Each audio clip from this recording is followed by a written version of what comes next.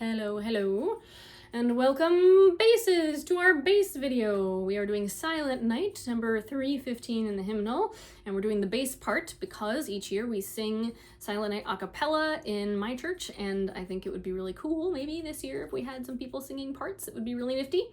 There is a super fun fact about this bass part to Silent Night, which is, if you are a person who wants to learn more about music and music theory and chords and things like that, this is a great one to start with because the bass part, though it looks and is very repetitive on the page, it is literally the chord progression. So the name of the note that you are singing is also the name of the chord. If that means nothing to you and you have no interest, just throw that away, it doesn't matter.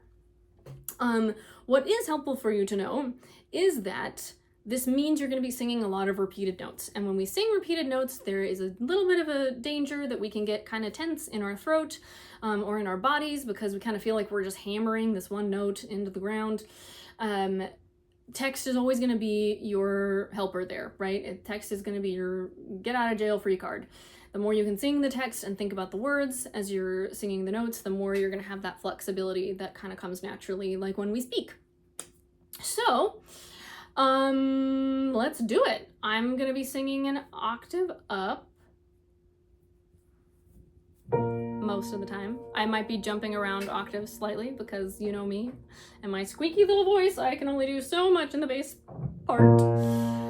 That's okay. So you're starting down here and you're singing a lot of the same note, and we're gonna do it on day, day, day. The tongue is moving and the jaw is not. Day, day, day, day, day, day, day. So ready and go. Day, day,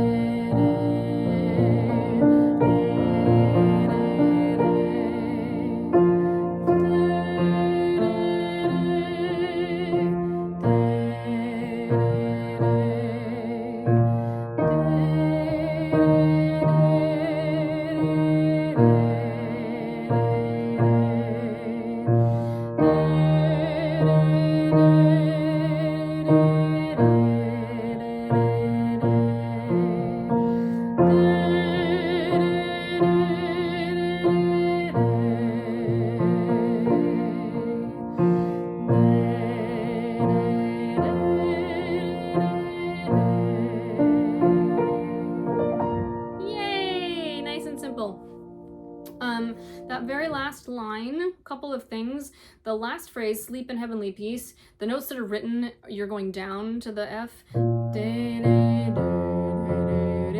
If that note is not accessible for you, go up. That's totally legal. I will be doing that because this note is not always accessible for me. The other thing to note is on the word peace. Sleep in heavenly peace. The altos and sopranos are going up in their range, right? Peace.